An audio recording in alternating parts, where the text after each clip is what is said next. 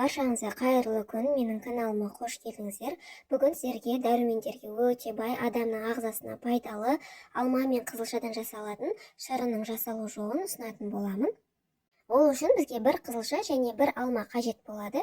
Қызылшаны осылай ұсақтап турап аламыз. Мен қызылшаны асып алдым, сіздер қалауларыңызша шикілей де пайдалансаңыздар болады.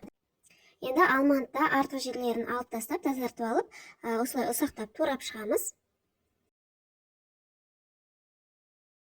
Барлығын блендерге салып, үстінен 150 грамм су құямыз. Блендердің қақпағын жауып, барлығын жақсылап араластырып аламыз. Ескере кететін нәрсе, бұл смузиді холодильникке қойып, келесі күнге сақтауға болмайды. Свежий күйінде жасап ішіп отырған дұрыс. Менде шырын сәл қойылу болған екен, үстінен тағы да кішкене су құйдым. Сіздер қалауларыңызша құйсаңыздар болады суды. Осымен біздің шырынымыз дайын. Қызылшаны өздеріңіз білетіндей, қан аздыққа да өте жақсы көмектеседі. Бұл шырынды балаларыңызға да берсеңіздер болады. Дәмі де өте керемет және түсі де сондай әдемі болып шығады. Видеом сіздерге пайдалы болса, каналыма тіркеліп, лайк басуды ұмытпаңыздар. Назарларыңызға рахмет.